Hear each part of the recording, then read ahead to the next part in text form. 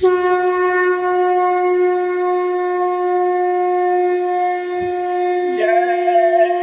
गुरुदेव, जय गुरुदेव। हाथ जोड़कर विनय हमारी, हो जाओ सब शाकाहारी। कहती धरती सोचो आप, मेरे ऊपर करो मत पाप।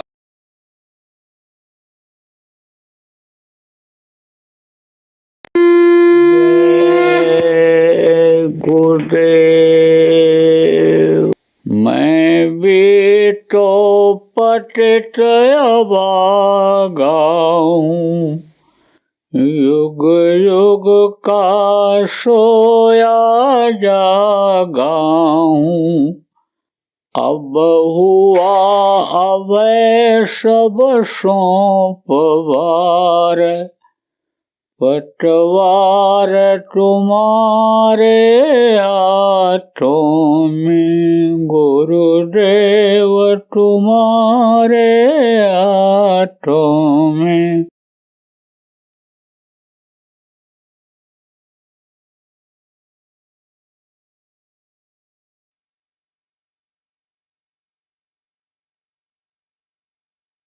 जय गुरुदेव।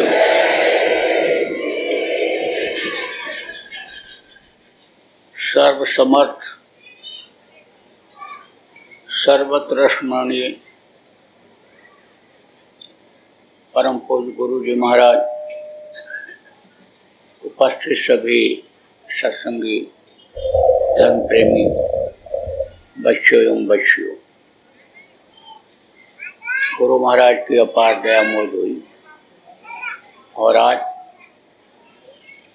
5 मई 2022 को सायंकाल के बेला में नाला सुपारा तथा आसपास के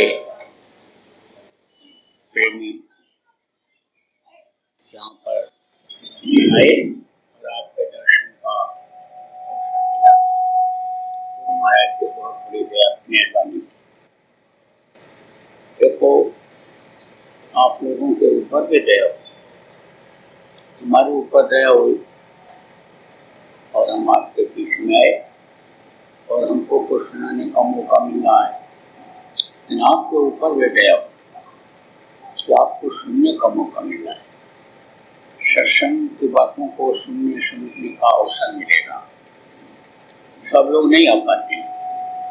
क्यों नहीं आ पाते हैं? क्योंकि लोगों के कर्म खराब होते जा रहे हैं और कर्म जब खराब होते हैं तो ये चीजें अच्छी नहीं लगती, ये भाती नहीं है। एक कान से सुनते हैं, दूसरे कान से निकाल देते हैं। देखो, चाहे आमदनी ही क्यों न हो, लेकिन जब वही दुनियादारी का कर्म करने लगता है, दुनियादार जैसा करते हैं, गैर आमदनी जैसा करते हैं, उसी तरह से जब वो भी करने लगता है तो उसके भी कर्म बन जाते हैं। कोई भी जो भी मनुष्य शरीर में इस दुनिया संसार में आया, सबके शरीर से कर्म बनता है। आप देखो, जिनको महापुरुष कहा गया, जिनकी आज लोग पूजा करते हैं, औतारिक शक्तियाँ हों, चाहे ऋषि मुनि हों, योगी योगेश्वर हों, संत हों, उनको भी कर्म लगता है। खुद अगर वो न करें बुरा कर्म तो दूसरों के आ जाते हैं। समाज में रहना पड़ता है, जाना पड़ता है, खाना पड़ता है, साथ पड़ता है, तो कर्म आ जाते हैं। लेकिन उन कर्मों को वो काट दिया करते हैं। थोड़ा बहुत ही जो जब बचता है, जब ज़्यादा आ जाता है तो शरीर से भोगते हैं, बाकी वो काट दिया करते हैं।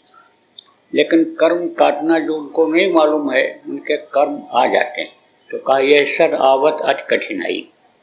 सत्संगों में आना लोगों के लिए बड़ा मुश्किल होता है, लेकिन जिनके बुरे कर्म नहीं होते हैं, समझ जाते हैं अच्छा क्या है बुरा क्या है और अच्छा ही कर्म करते हैं, उनकी डोर जो ऊपर से जुड़ी हुई है वो वहीं से खींच दी जाती है और सत्संगों में पहुंच जाते हैं।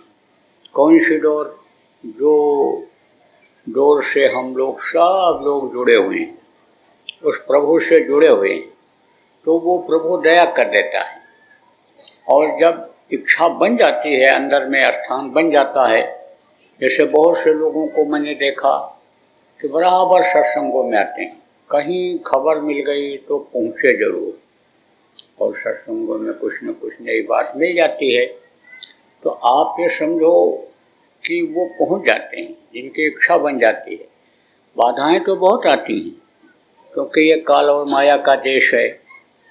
माया के ऊपर काल हमला करता है, और जो है काल के जो पुरुष के ऊपर जब माया हमला करती है तो बाधा बहुत आती है। लेकिन जब वहाँ से डोर जुड़ी हुई रहती, खिंची हुई रहती है, तो सत्संगों में पहुँच जाते हैं। आप देखो प्रेमियों, सत्संग का लोगों को बहुत लाभ मिला। अब यह है कि सत्संग को सुनना चाहिए, और उसमें से जो मतलब की चीज़ है उसको निकाल लेना चाहिए, क्योंकि सत्संग में हर तरह की बातें आती हैं, सबकी अपनी अपनी बात होती है, तो अपनी बात को पकड़ना चाहिए और याद रखना चाहिए और अमल करना चाहिए। जब यानी रोज़ अमल करने वाला हो, रोज़ अमल करो, नहीं उस बात को याद रखो, मौका आवे जब तब मत भूलो, तो उसका फ़ायदा मिल जाएगा। मोटे तौर से जैसे आपको बताया कि जय गुरुदेव नाम जब प्रभु का नाम है, परमात्मा का नाम है, और ये जागृत नाम है। महापुरुष गुरु महाराज ने इस जय गुरुदेव नाम को उस प्रभु से जोड़ दिया है, उस तार से जोड़ दिया है जिस तार से हम लोग जुड़े हुए हैं। तो कोई कभी भी बोल करके मुसीबत में अपनी रक्षा कर सकता है, मदद ले सकता है। तो ये जो रोज याद करने वाली चीज़ है, रटने वाली चीज़ है, वो याद कर लेना चाहिए, रट लेना चाहिए। कुछ चीज़ें ऐसी होती हैं जिनकी जीवन में कभी ज़रूरत पड़ती है, कुछ की अन्य रोज़ ज़रूरत है, जैसे संडास जाना, जैसे आप समझो कि भोजन लेना, मुँह धोना, हाथ पैर धोना, सफाई रखना, ये चीज़ें ज़रूरी चीज़ें ये आदमी को याद रहती हैं, आदत में शुमार हो जाती हैं। ऐसे ही मतलब की बात को पकड़ लेना चाहिए, याद कर लेना चाहिए। जो चीज़ रट जाती है वो आप ये समझो कि जीवन भर याद रहती है, बुढ़ापे में जल्दी नहीं भूलती है। बचपने की जो प्रार्थना है, श्लोक है, जो पिताजी ने सुना दिया, बता दिया, जो किस्सा कहानी उन्होंने धार्मिक ग्रंथों से पढ़ करके सुन करके सुनाया, वो आज भी याद है लोगों को। थोड़ा सा भूला भी, थोड़ा सा किसी ने याद दिला दिया, फौरन याद आ जाता है। तो आपको कहने का मतलब यह है प्रेमियों, जो चीज़ याद हो जाती है बराबर बोलते रहो, प्रार्थना जो बोलते रहोगे बराबर याद रहेगा, नहीं बोलोगे भूल जाएगा। जय गुरुदेव नाम को भी बराबर बोलते रहो, ध्वनि को बोलते रहो, तो बराबर याद रहेगा, मुँह से निकल जाएगा। कहते हैं ना, कोट कोट मन यतन कराही, अंत नाम मुख आवत नहीं। आखिरी वक्त पर जब मार पड़ने लगती है जमदूतों की, तो कोई याद नहीं आता है, लेकिन अगर मुंह से जय गुरुदेव नाम निकलेगा तो जय गुरुदेव नाम के बोलने पर यमराज के दूत नहीं आएंगे, और अगर आ भी जाएंगे तो हट जाएंगे, क्योंकि ये जागृत नाम है। ये कोई मृत लोक का ही जागृत नाम नहीं है। जितने भी लोग हैं, किसी भी लोक में बाधा आवे तो जय गुरुदेव नाम बोलोगे तो गुरु महाराज मदद प्रेमियों करेंगे, ये आपको बता रहा हूँ। तो अब आप ये समझो कि बातों को याद रखना चाहिए।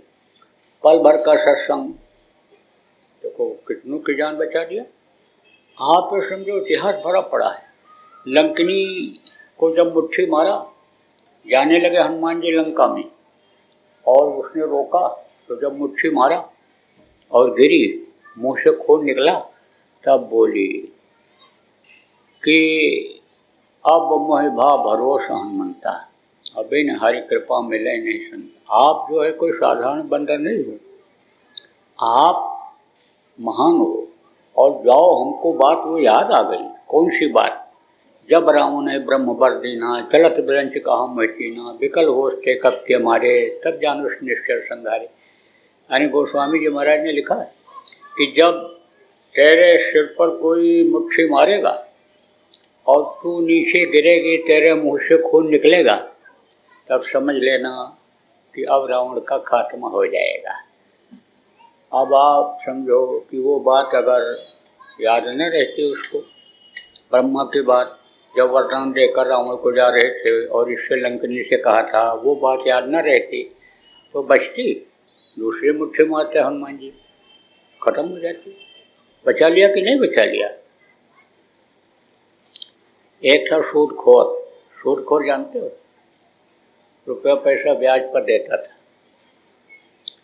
तो कुछ ऐसे होते हैं जो ब्याज पर ब्याज लगाते चले जाते हैं, कितना कोई रोवे गिड़गिड़ाए लेकिन सुनवाई नहीं करते हैं, निठुर जिसको कहते हैं, निठुर हो जाते हैं, आदत बन जाती है उनकी वही क्रूरता की।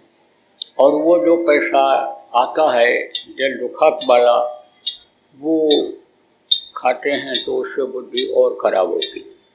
इसीलिए कहा गया ना, चोरी जुआ मुखबिरी, ब्याज घूस पर नाज, और जो चाहे दीदार को याते वस्तु निवाज।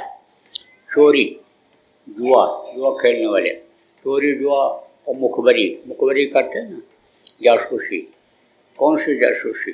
यानी एक तो नौकरी की जासूसी होती है, और ये कोई जासूसी होती है कि जो यानी इनको पटको, इनको बताओ, चुंगली शाही जिसको कहते हो आप लोग, तो वो होते हैं मुखबिरी। चोरी जुआ मुखबिरी, ब्याज, ब्याज खाने वाले को ब्याज, घूस, घूस खाने वाले को और परनारी को गलत नज़र देखने वाले को मुक्ति मोक्ष नहीं होता है।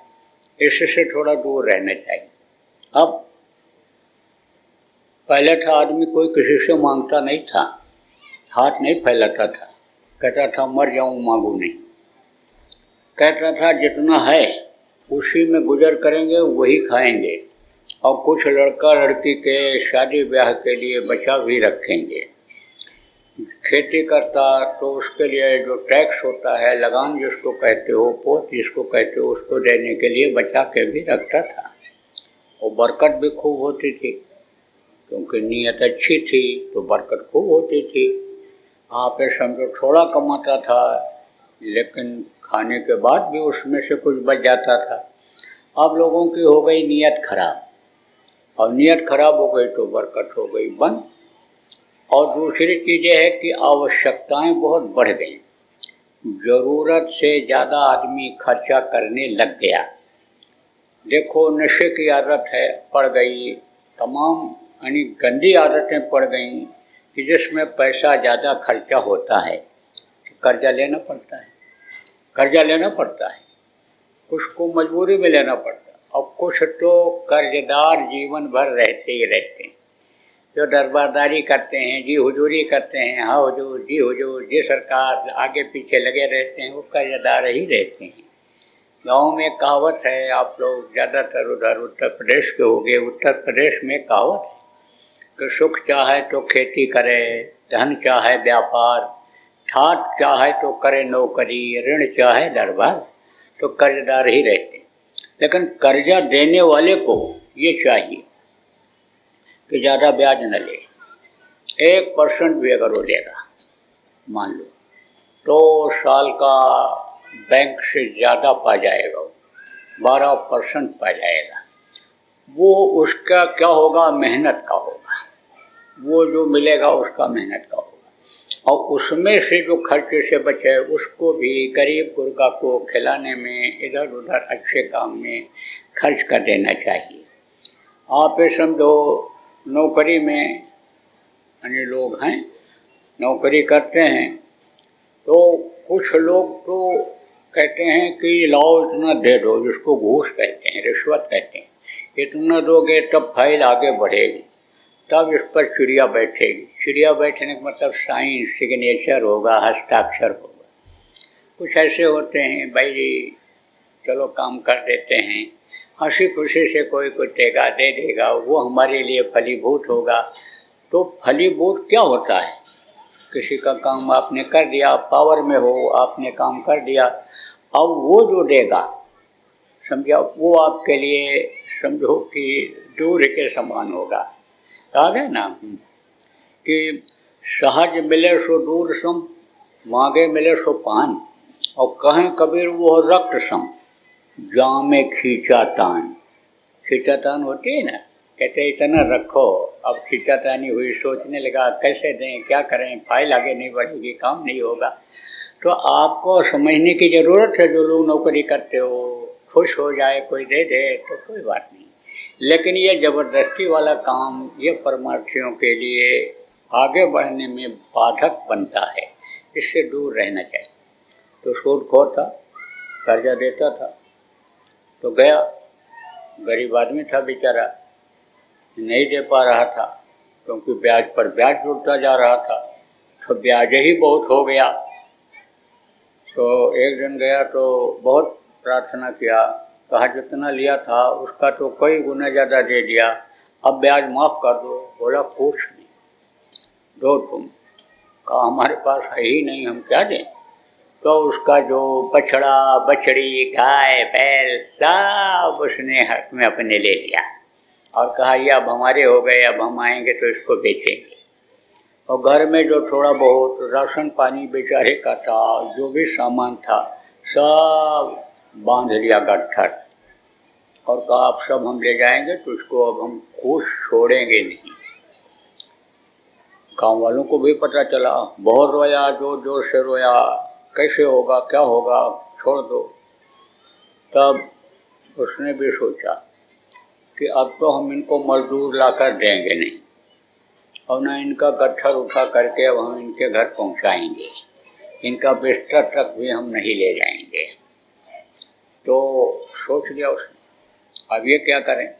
सवारी का साधन तो आजकल की तरह से था नहीं कि मोबाइल में फ़ोन करो, दरवाजे पर टैक्सी खड़ी हो गई, सवारी खड़ी हो गई, ऐसा तो उस समय था नहीं। तो अब ये क्या किए, उठा करके गए रास्ते पर। चौरास्ते होते थे, जैसे इस वक्त पर 4 रास्ते होते हैं, चौराहा जिसको कहते हो, चौडगरा जिसको कहते हो, 4 सड़कें एक जगह पर होती हैं।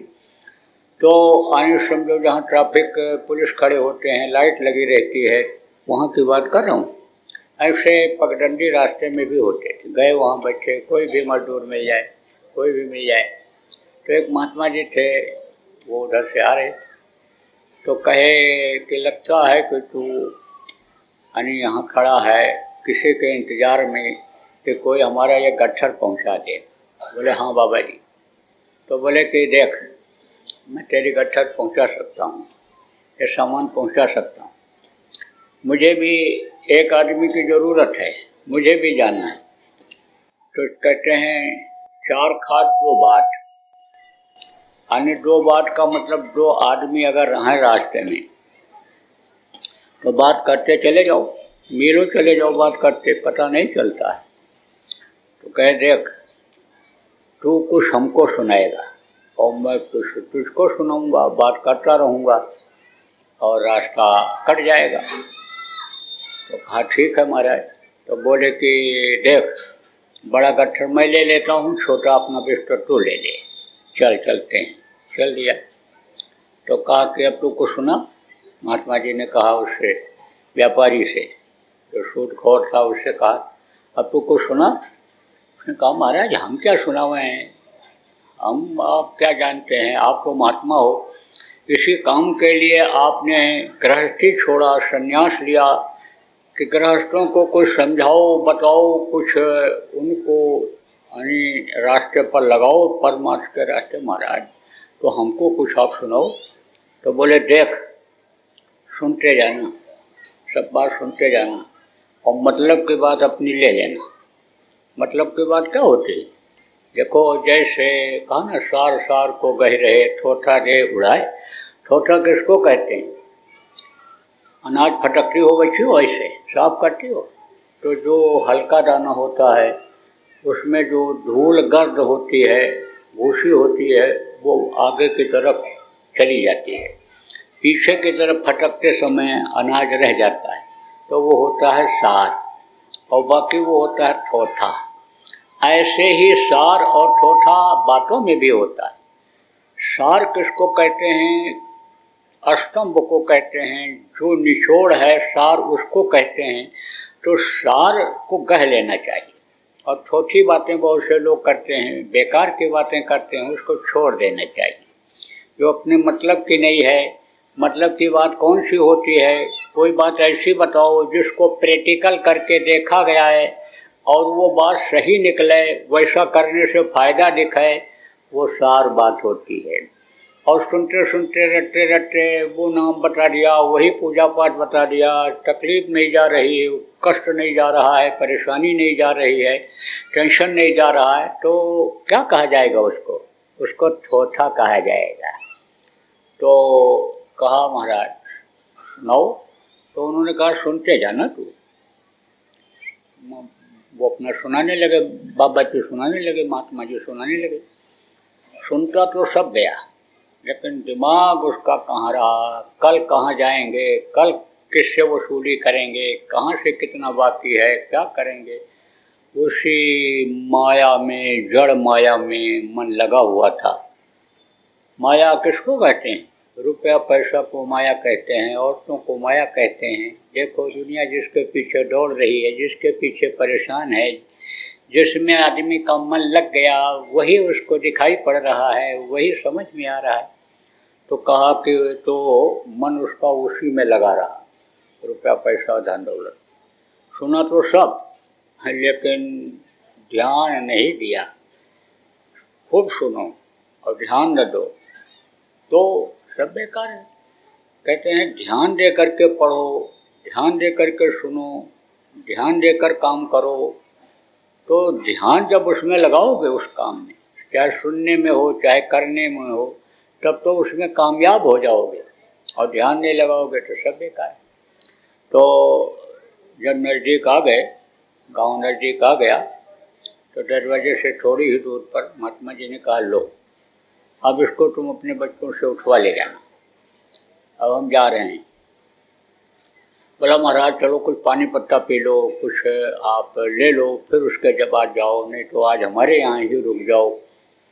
तो बोले देख, तेरे यहाँ तो रुकेंगे ही नहीं, तेरे यहाँ रुकेंगे नहीं, क्योंकि यानी समझो कि ऐसा धन अगर आदमी खाए, तो गलत तरीके से लाया हुआ धन आदमी अगर खाए तो बुद्धि खराब हो जाती है।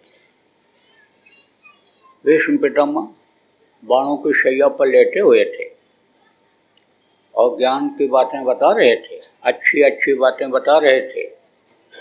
तो द्रौपदी ने सोचा ये बहुत अच्छी अच्छी बात बता रहे हैं, लेकिन जब दुशासन हमारी चीर खींच रहा था तो ये ज्ञान इनका कहाँ चला गया था, बुद्धि इनकी कहाँ चली गई थी। आज मरते समय जब देख रहे हैं अब हम बचेंगे नहीं, दुनिया से जाने वाले हैं, तब ये अच्छी बातें इनको याद आ रही। तो वो हंस पड़ी। द्रौपदी ने कहा, भीष्म पितामह ने कहा द्रौपदी तू क्यों हंसी? बोले इसलिए हंसी कि यह ज्ञान आपका उस समय कहाँ चला गया था। तब उन्होंने कहा तू ठीक कह रही। भीष्म पितामह ने कहा द्रौपदी से कि तू ठीक कह रही है, उस समय मैं दुर्योधन पापी का अन्न खा रहा था, इसलिए मेरी बुद्धि भ्रष्ट हो गई थी। परमार्थियों को ध्यान रखना चाहिए। अन्न का बहुत दोष लगता है। बढ़िया पुलाव बन गया, बढ़िया पराठा पनीर का मिल गया, दबा के चले आए, ये नहीं देखा किसका है, मांसाहारी के हाथ का बना है, मांसाहारी के यहाँ का है, मांस पकने वाले के यहाँ का है, लूट करके लाया, मार करके लाया, दिल दुखा के लाया, कैसे लाया है, ये सब नहीं देखते हैं। तो क्या होता है, परमार्थी नुकसान होता है। आप लोग देखो, नामदानी हो, साधना करते हो, साधना में बाधा आती है, क्यों आती है? सुमिरन करते करते बहुत आनंद आया, बस दूसरे दिन फिर वो आनंद खत्म हो गया। क्यों आता है? इसी वजह से कि कर्म आ जाते हैं, पाप बन जाता है कर्मों का। कर्मों को का फल यानी भोगने के लिए लिखाई पढ़ाई हो जाती है उसमें, इसलिए आती है। तो उनके यहाँ रुकना तो था नहीं, है ना। आप देखो, ये शरीर का खून किससे बनता है? खाने वाली चीज़ों से ही बनता है। दूध, घी, फल फूल, मेवा मिष्ठान, अनाज, जो भी खाते हो उसका खून बनता है। अब कोई मांस खा ले तो मांस का खून बनेगा। अब ये खून जो शाकाहारी शरीर लेकर हम आए, उसमें अगर वो मिलेगा तो बुद्धि सही रख पाएगा? नहीं रख पाता है। वो जो मांस है वो मनुष्य की बुद्धि को भ्रष्ट कर देता है। इसीलिए कहा जाता है, भाई हाथ जोड़कर विनय हमारी, हो जाओ सब शाकाहारी। शाकाहारी का संदेश इसीलिए तो दिया जा रहा है, इसीलिए तो प्रचार करवाया जा रहा है। यहाँ तक कि कबीर साहब ने यहाँ तक कि कहा, मांसाहारी मानवा प्रत्यक्ष राक्षस संग, इनकर संगत जो करे पड़े भजन में भंग। मांसाहारी का साथ कर लो तो भजन में बाधा आ जाती है, रुकावट आ जाती है। तो महात्मा जी ने कहा, देख सेठ, रुकेंगे तो नहीं तेरे। और क्या क्या बातें मैंने बताई, ये तो कुछ बताएगा? बोला महाराज कुछ नहीं, सब निकल गया, इधर आया उधर चला गया। बोले अच्छा तो मेरी एक बात तो याद कर ले कि आज के 8वें दिन तू मर जाएगा। है एकदम से जैसे दूध उबल रहा हो और 2 बूंद पानी डालो कैसे एकदम से नीचे बैठ जाता है। जो बीमार पड़े हो गए, ऐसे ब्लड प्रेशर नपवाए हो गए, तो उसमें क्या होता है, हवा ऐसे भरते हैं इसे, तो पारा ऊपर चढ़ता जाता है और जैसे ऐसे खोले तैसे पारा एकदम ऐसे नीचे आ जाता है। तेजी से खोल दें एकदम नीचे आ जाए, धीरे धीरे खोलें तो नीचे आ जाता है। ऐसे ही हवा निकल जाती है उसकी, हवा से प्रेशर से वो बढ़ता है ऊपर, बस तुरंत हवा निकल गया। किस चीज़ का हवा? धन का, दौलत का, मान का, प्रतिष्ठा का, यही तो धुन सवार है, इसी की तो हवा अंदर भरी हुई है। किसी से भी कह दो कि आज के तीसरे दिन तुम खत्म हो जाओ, तो पक्की बात बताता हूँ, लिख कर देता हूँ, तुम बचोगे नहीं। तब उसको धन दौलत को तो परिवार कुछ याद रहेगा, तब तो याद भी करेगा तो हाँ इनका क्या होगा, कैसे होगा, तो हमको छोड़ के जाना है। फिर सोचेगा कहाँ जाएगी। आदमी को मौत याद आ रही, असली चीज को तो छोड़ दिया, भूल गया। प्रभु को जो असली हैं, सच्चे हैं और यानी समझो कि अमर हैं, अजर हैं, उनको तो भूल गया। और जो चीज़ें नाशवान हैं, इन आँखों से दिखाई पड़ती हैं, ओझल हो जाने वाली चीज़ें हैं, उसी को इकट्ठा करने में आदमी लगा हुआ है। तो आप ये समझो, ये बातें इसलिए बताई जा रही हैं कि चलो अब तो चेतो, अरे अब तो मौत को सामने रखो, सुनने वाले जितने लोग हो, अब तो प्रभु को याद करो। अब तो ये सोचो कि भाई शरीर छोड़ने के बाद कहाँ जाएगी ये जीवात्मा, नरक में जाएगी कि 84 में जाएगी कि मारी जाएगी कि काटी जाएगी कि सड़ाई जाएगी, कहाँ जाएगी, इसको याद तो करो। इसलिए आपको ये बातें याद दिलाई जा रही। तो कहा कि देख, महात्मा जी ने कहा उससे शेर से, कहा देख अभी तक तो सुना तूने, सब निकाल दिया, लेकिन अब तुझको ये बात याद रहे, क्योंकि तुझको ये मालूम हो गया कि आज के 8वें दिन हम मर जाएंगे। तो अब तू ऐसा करना कि जब तेरा शरीर छूटेगा तो तुझको पकड़ने आएंगे यमराज के दूत। ऐसे होता है, अच्छे कर्म वालों को यमराज के दूत नहीं आते हैं पकड़ने। आप ये समझो, जो संत होते हैं जब चाहते हैं शरीर छोड़ देते हैं, जो साधक होते हैं आप समझो उनके प्राण सुषमा फोड़ कर निकलते हैं आँख से, और जो ये धर्मनिष्ठ होते हैं, धार्मिक लोग होते हैं, उनके प्राण आँख से, मुंह से, आप समझो कान से निकलते हैं। जो पापी कुकर्मी जीव होते हैं वो जब यमराज के दूत आते हैं और उनका प्राण फिर जब दबाव बनता है, जब ये जीवात्मा डरती है, तो उनके प्राण संडास करने वाले रास्ते से, पेशाब करने वाले रास्ते से निकलते हैं। तो आप ये समझो प्रेमियों, अच्छा कर्म तो उसका था नहीं। आना तो उन्हीं भयंकर दूतों को था जो हाथ में हथौड़ी मुद्दर लेकर के आते हैं, मशाल लेकर के आते हैं, जो जीव खाली नहीं करता है शरीर को झुलसाते हैं, मारते हैं, काटते हैं, जंजीर में बांध करके खींच करके ले जाते हैं। कहाँ ले जाते हैं? यमराज के सामने पेश करते हैं। यमराज कौन हैं? वो अच्छे और बुरे का हिसाब करते हैं, जिनके लिए कहा गया राम झरोखे बैठकर सबका मुजरा ले, जाकी जैसी चाकरी उसको वैसा दे। जो ये सोचते हैं कि बुरा कर्म कर लो, आंख बंद करके कर लो, कोई देख नहीं रहा है, मार दो, कत्ल कर दो, व्यभिचार कर दो, चोरी कर लो, ठगी कर लो, मौका है। आप ये समझो वो जो पाप कर्म करते हैं उनको यमराज के दूत आते हैं खाली कराने के लिए, और उनका हिसाब वहाँ लिखा जाता है। कोई कहे छुप के कर लो, बच नहीं सकते हो, उसका कंप्यूटर कभी फेल नहीं होता है। आपका बही खाता और कंप्यूटर यहाँ वायरस आ जाए फेल हो जाएगा, लेकिन उसका नहीं फेल होता है। वो पूरा अच्छा बुरा वहाँ लिखा जाता रहता है। कहाँ? वो बड़े बड़े बही खाता किसको कहते हैं? वो किताब जिस पर ये देखो लिखते हैं। कौन लिखता है? व्यापारी लोग लिखते, बही खाता तैयार करते हैं, दीपावली के दिन पूजन करते हैं उसका। ऐसे बहुत बड़ा बही खाता, और सुनहले पन्ने, और सब लिखा हुआ लिखावट उसमें आप नहीं पढ़ सकते हो। पढ़ता कौन है?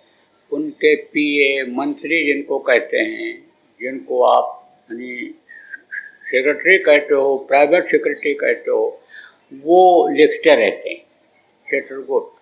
उन्हीं जैसे वो भी दिखते हैं, और वो यमराज भी उन्हीं जैसा दिखता, बढ़िया सुंदर कपड़ा पहने हुए, ताज लगाए हुए बैठे हुए।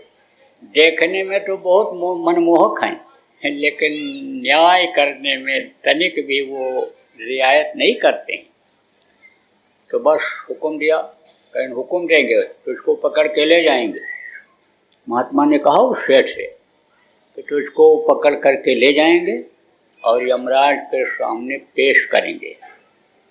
और जब यमराज के सामने तो पेश होगा तब तो उससे पूछेंगे कि देख, तेरे जिंदगी में और अच्छा कर्म तो कुछ हुआ ही नहीं, तो बस अपने पेट के लिए ही सब कुछ करता रहा, अपने शरीर के लिए ही सब कुछ करता रहा। बाल बच्चों की भी परवरिश तूने किया कि बुढ़ापे में 2 रोटी कमा करके लाएंगे, खिलाएंगे। शरीर के लिए ही तूने जो कुछ किया सब किया। सुख के लिए, सम्मान बढ़ाने के लिए तूने धन दौलत सब इकट्ठा किया, तो अच्छे कर्म तो तूने कुछ किया नहीं। जो भी अच्छी कमाई का कुछ निकालना था वो भी तूने नहीं किया। लालच बढ़ जाती है ना जब ज़्यादा आने लगता है। पहले जब कम रहता है तब तो लोग कबूतर भी चुना देते हैं, भूखे को रोटी भी खिला देते हैं, कपड़ा भी दे देते हैं, और वो भी कर देते हैं। फिर सोचते हैं ज़्यादा हो जाता तो एक एक आदमी को गोली एक एक देता हूँ, क्या ज़रूरत है, ज़्यादा हो जाएगा अस्पताल खुलवा देंगे। अब आप ये समझो जब ज़्यादा हो जाता है तो यह भी करना बंद कर देते हैं। कहाँ से फल मिलेगा? तो कहा कि जब तुझको यानी पेश करेंगे तो तेरा सब हिसाब होगा, तो अच्छे कर्म तो तेरे रहेंगे नहीं। यही इतना अच्छा कर्म रहेगा जो तूने सत्संग सुना है। जय गुरुदेव। अभी आपने बाबा उमाकांत जी महाराज के सत्संग को सुना। बाबा जी अन्य किसी से चंदा न लेकर अपने प्रेमियों के सहयोग से देश विदेश में तमाम जनहित के काम करते हुए सभी तरह की तकलीफ़ों को दूर करने व प्रभु के मिलने का उपाय बताते हैं। आप इस जीवन के इस बचे हुए समय में समय निकालकर बाबा जी से ज़रूर मिलिएगा। आपके सुझाव के लिए व्हाट्सएप नंबर 9575600700 जय गुरुदेव, जय गुरुदेव।